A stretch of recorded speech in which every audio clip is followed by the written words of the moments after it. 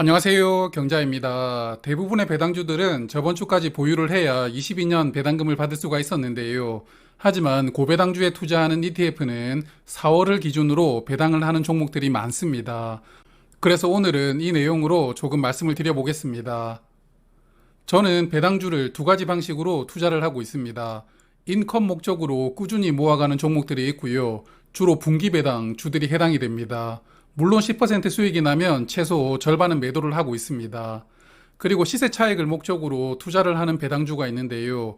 주로 1년에 배당금을 한 번 주는 기말 배당주나 반기 배당주는 배당금이라는 인컴보다는 시세 차익을 조금 더 크게 생각하면서 투자를 하고 있습니다.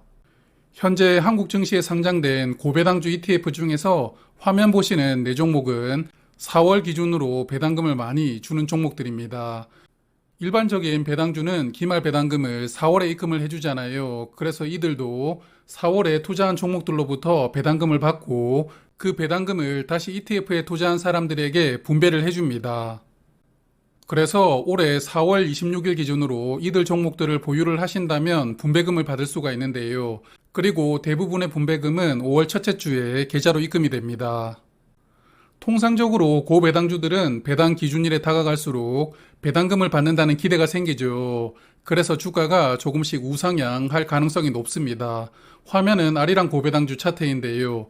이 종목도 작년 분배 기준일 전까지는 주가가 조금씩 올라갔다는 것을 보실 수가 있죠. 물론 22년과 올해 시장 환경이 완전히 다르기 때문에 올해도 이렇게 주가가 상승한다는 보장은 없습니다. 그래도 배당을 받을 수 있다는 기대감이 만들어내는 수요는 분명히 있을 수가 있죠. 자, 그래서 올해 분배 기준일까지 약 4개월 정도가 남았는데요. 매매 차익을 노려보겠다면 지금 정도 타이밍에 조금씩 진입을 하고 자리를 잡아야 되지 않을까 생각을 합니다. 현재 한국 고배당주에 투자하는 ETF는 화면 보시는 4종목이 유명한데요. 삼성자산운용, 미래자산운용, KB자산운용 등 거대 자산운용사들도 고배당 ETF를 하나씩 보유하고 있는데 오늘 말씀드릴 ETF는 한화자산운용이 운영하는 아리랑 고배당주입니다. 이 4종목 중에 아리랑 고배당주가 22년 분배금 기준으로 예상 분배율이 가장 높은 게 첫 번째 이유이고요. 두 번째는 분배금을 오로지 1년에 한 번, 즉 4월에만 지급을 하기 때문에 4월 분배금으로 주가가 올라갈 확률이 가장 높다고 생각을 하거든요. 그래서 매매 차익을 노리고 투자하기에는 가장 적합하다고 생각하기 때문에 오늘 말씀을 드리게 됩니다. 그럼 종목에 대해서 조금 디테일하게 보겠습니다. 아리랑 고배당주는 2012년에 상장을 했습니다. ETF 중에서는 역사가 있는 종목이고요. 그러다 보니까 국내 고배당주에 투자하는 ETF 중에서는 가장 시가총액이 큽니다. 오늘 기준으로 1778억 원이고요. 펀드 운용 보수는 0.23%인데 패시브 펀드 정도의 보수를 받고 있습니다. 포트폴리오를 보면 주로 금융주가 대부분이거든요. 비중 1위는 S51인데 1위부터 10위 중에 금융주가 8종목입니다. 일반 기업은 S51, SK텔레콤만 포함이 되어 있고요. 그래서 이 종목은 고배당을 하는 금융주들 중심으로 무게추가 쏠려 있거든요. 그래서 금융 종목들 주가에 민감하게 반응하고 있습니다.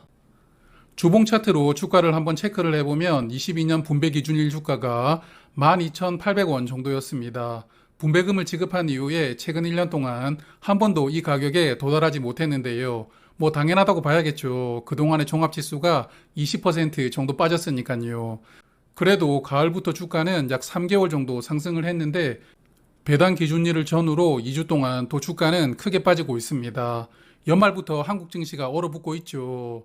그래서 이 종목은 전 저점이 1,400원 정도인데 전 저점까지 내려갈 수도 있다고 생각을 하시고 투자를 하시는 게 좋겠습니다. 그래서 투자를 한다면 뭐 당연한 소리겠지만 철저하게 조금씩 분할로 들어가야 되고요. 그나마 희망 회로를 좀 돌려보자면 4월 분배 기준일까지 이제 4개월 남았죠. 전 저점까지 주가가 빠지지는 않을 것 같고 1,800원 정도에서 브레이크가 걸리지 않을까 예상을 해봅니다. 이 종목은 매년 분배금이 늘어나고 있습니다. 20년 분배금은 470원, 21년은 590원, 그리고 22년은 680원이었는데요. 포트폴리오에 금융 종목들이 많은데 은행 종목들 22년 배당금이 21년보다 늘어날 확률이 높거든요. 그래서 이 종목 올해 분배금도 22년보다는 더 늘어날 것으로 예상을 합니다. 700원 정도를 예상을 하고 있고요. 그럼 오늘 주가 기준으로 분배율은 6.2%가 됩니다. ETF 투자를 즐겨 하시는 분들은 잘 아시겠지만 ETF가 분배금을 주면 분배금만큼 주가는 하향 조정됩니다. 화면 보시면 4월 27일 주가가 13,315원이었는데 4월 28일 주가는 12,530원이 되죠. 분명히 전일 대비 105원 하락했다고 기재가 되어 있지만 실제 주가는 약 800원 가량 내렸는데요. 이게 분배금 680원이 미리 주가에서 빠져서 그렇습니다. 이걸 분배락이라고 부르는데요. 그래서 분배금만큼 미리 주가에서 빼버리기 때문에 배당주들의 배당락만큼 주가가 크게 하락하는 것은 아니지만 이미 주가에서 분배금만큼 빼서 조정을 한 거잖아요. 그래서 ETF도 내가 받는 분배금 이상으로 주가는 빠질 수 있다 이렇게 생각을 하시고 투자를 하시는 게 좋겠습니다. 여하튼 이 종목은 매매 차익을 기대하면서 투자를 해볼만 하지만 생각보다 매매 차익이 없다면 일단 분배금을 받는 선택을 할 수도 있는데요. 그런 선택을 한다면 다음 분배금 지급일이 1년 뒤가 됩니다. 또 원하지 않게 1년 정도 보유를 해야 되는 그런 불상사가 생길 수도 있으니까요. 그런 부분들을 잘 고민하시고 투자를 결정하시는 게 좋을 것 같습니다. 자, 그럼 좋은 판단으로 성공적인 결과 만들어내시길 바라고요. 저는 다음에 또 인사를 드리겠습니다. 고맙습니다.